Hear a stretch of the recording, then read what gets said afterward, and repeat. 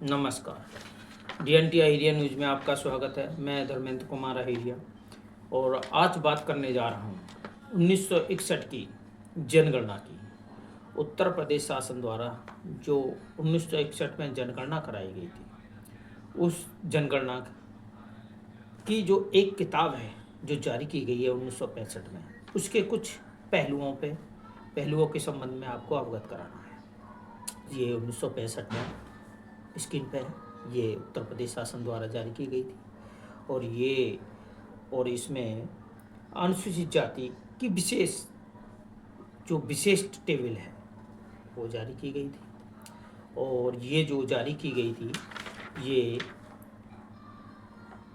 Schedule caste and schedule tribe list modification order 1956 की अधिसूचना के द्वारा जो उत्तर प्रदेश राज्य में अनुसूचित जाति की जो सूची जारी की गई थी, उस सूची के आधार पर ये जनगणना कराई गई थी। और उस सूची में जो जनगणना में जो जातियां शामिल की गई थी, वो लिस्ट पर मैं आपको एक बार अब ध्यान देना चाहता हूँ। देख सकते हैं ये लिस्ट है और इस लिस्ट में ये पैरा जो नंबर 2 है उस पर है इसमें 10 शेड्यूल ये अनुसूची है। इसमें 3 भाग दर्शाए हुए हैं। पहले भाग है थ्रू आउट द स्टेट, यानी पूरे राज्य में। ये 64 जातियां का हवाला है। पैरा 3 में है, पैरा 2 में है, आप देखिए कोरी जाति के संबंध में है।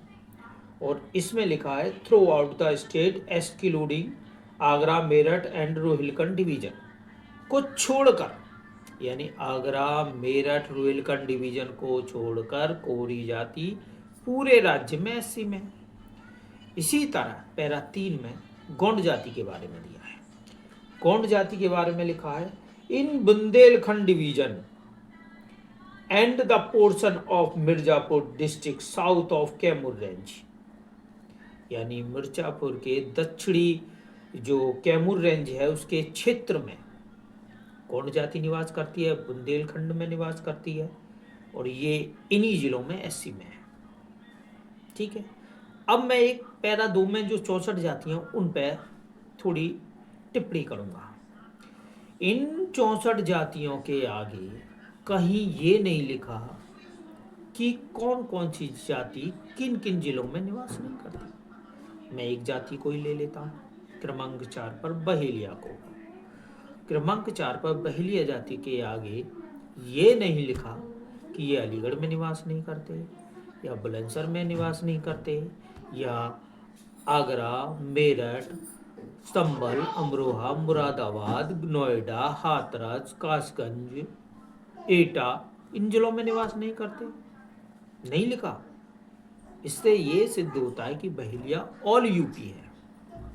अब चलिए हम आगे चलते हैं।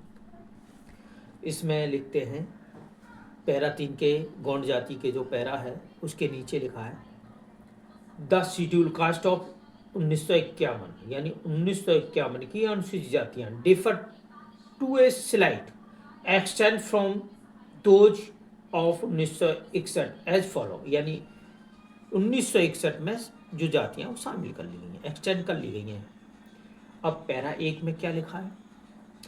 तरमाली has been added as a synonyms to Pasi in 61, यानी 1961 में पासी पर्याय की जो तरमाली थी वो ऐड कर ली गई है। अब मैं यहाँ थोड़ा विवरण देता हूँ कुछ जातियों पे, जैसे कि एक पसिया जाति थी, ये भी उपजाति है। एक सपेरा है, ये भी उपजाति है। जैसे तरमाली 1961 की जनगणना में उत्तर प्रदेश राज्य में पासी के साथ पासी कौमा तरमाली के रूप में लिखा है। इसी प्रकार 1961 की जनगणना में बहेलिया इंक्लूडिंग पसिया लिखा हुआ है। इसी प्रकार जो सपेरा जाति है, वो सपेरा जाति 1961 की जनगणना में कंजर इंक्लूडिंग सपेरा एंड सपरिया के रूप में लिखा है। अब प्रश्न उठता है कि तरमाली को ही शामिल क्यों किया? भाई अन्य उपजातियां थी, अन्य नामों से तो आज भी भ्रांतियां, सपेरा पसिया आज भी परेशान हैं, उनको तो लिस्ट में शामिल नहीं किया उपजाति के रूप में। तरमाली, क्योंकि तरमाली समुदाय के लोग सराची नीति में सक्षम हैं, उन्होंने पुराने रिकॉर्ड देख लिए और आपत्ति कर दी, भाई इसको क्यों छोड़ा, आपने उसको शामिल कर दिया। लेकिन जिनका कोई बोलबाला नहीं है, शामिल नहीं किया जा सकता। अब पैरा 2 की बात करता हूँ। पैरा 2 में लिखा है पैरा 2 में 4 मोर कास्ट, यानी कि 4 जातियां। कौन कौन सी हैं? वाइज, बलाई, खटीक, मजहबी एंड मुसाहर। ये 4 जातियां शामिल की गई have since been added to the list as it existed in 51, जो 51 में बहिष्कार की गई थी। अब मैं यहां बताता हूं आपको सबको कि 1951 में लिस्ट की जो कंपैरिजन की जाती है तो केवल 4 जातियां निकाली गई थी। खटीक है, कोरी है, अहेरिया है, थारू है। अब इस लिस्ट में खटीक पैरा 2 में आ गई और ऊपर पैरा 2 जो क्षेत्रीय प्रतिबंध के साथ है, कोरी शामिल हो गई।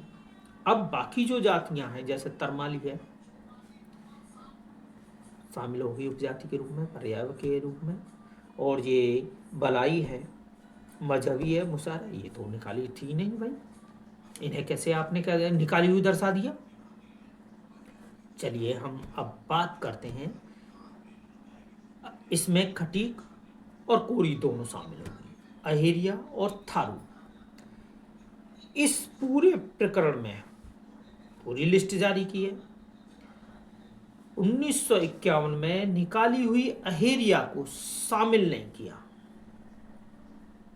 अब एक तथ्य निकल के आता है, जो उत्तर प्रदेश शासन द्वारा एक पर्यायवाचियों जातियों की सूची जारी की गई थी, लिस्ट जारी की गई। इन 66 जातियों के साथ इन समुदायों को किन किन जिलों में किस नाम से जाना जाता है, वो उस जो पुस्तिका है, जो जनगणना पुस्तकालय है 1960 में जो जारी की गई थी उत्तर प्रदेश शासन द्वारा, उसमें अहेरिया जाति को करवल जाति का पर्यायवाची दर्शा दिया है। अब प्रश्न उठता है, यहां उपजाति पर्यायवाची तरमाली को पासी के साथ इंक्लूड कर दिया, तो अहेरिया को पर्यायवाची दर्शा दिया, लेकिन करवल के साथ इंक्लूड क्यों नहीं किया भाई। अहेरिया जाति की समस्या आज भी है, यानी कि अहेरिया को करवल का पर्यायवाची दर्शाते हुए जनगणना करा दी गई है, लेकिन लिस्ट में एक साजिश के तहत शामिल नहीं किया। अब शेष बची एक फोर्थ जाति जो थारू है।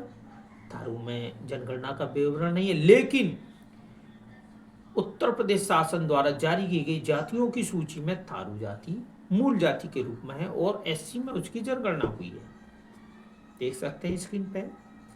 अब मैं आगे पढ़ता हूं। इसमें थर्ड पैरा है, Bhoksa has now been taken off the list. यह लिखा है कि भोक्सा इस सूची में नहीं है। अरे भाई 56 में निकाल दिया तो सूची में कहां से होगी। और जो नोटिफिकेशन भारत सरकार द्वारा जारी की गया है, जो राष्ट्रपति द्वारा जारी किया गया था, उसमें भोक्सा जाति को निकालने का विवरण ही नहीं है भाई।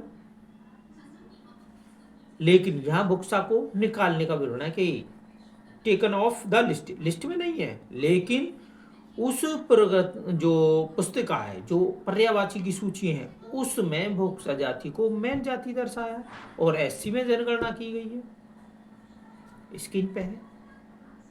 अब प्रश्न उठता है कि भारत सरकार के नोटिफिकेशन में संशोधन का कोई भी विवरण नहीं दिया, जातियों को निकालने का विवरण, जातियों को शामिल करने का विवरण, लेकिन इस जनगणना में उत्तर प्रदेश शासन द्वारा किस आधार पर दे दिया गया। या तो उत्तर प्रदेश सरकार द्वारा जो जारी किए गए आंकड़े हैं वो सही है तो भारत सरकार का जो नोटिफिकेशन है वो किस आधार पर जारी कर दिया, किस आधार पर लिस्ट जारी कर दी, और निकालने का, शामिल करने का विवरण कहाँ से आ गया, किस प्रस्ताव के तहत इनको शामिल कर लिया। जबकि संसद अधिनियम के द्वारा भारत सरकार किसी भी एससी की जाति को या एसटी की जाति में शामिल करने या निकालने के लिए जो अधिकार है दिया है वो संसद को दिया है। संसद में पटल पे रखा जाएगा, वहाँ से पास होने के बाद राज्यसभा, राज्यसभा के बाद में एससी एसटी जनगणना महाराष्ट्र के कार्यालय से पास होने के बाद में जब राष्ट्रपति के पास जाता है। यहाँ इस प्रक्रिया में क्या झोल है, यहाँ सीधा साधा ये मनुवादियों द्वारा जो खेल खेला गया है, अहिरिया जाति के साथ जो अन्याय किया गया है, यहाँ ये बुक स्पष्ट तौर पर दर्शाती गई है कि उत्तर प्रदेश राज्य में अहिरिया जाति मनुवाद का शिकार हुई है। और ये जो बैठे हुए हैं मनुवादी जो सचिव हैं, जो मेरिटधारी सचिव हैं, उनके द्वारा एक गलती को छुपाने के लिए ये लगातार गलतियां दर्शाई जा रही हैं। तो मैं सभी लोगों से निवेदन करूंगा, इस वीडियो पे कमेंट अवश्य करें, लाइक शेयर करें और मेरे DT आइडिया न्यूज के नाम से उसे सब्सक्राइब करें और अधिक से अधिक शेयर करें।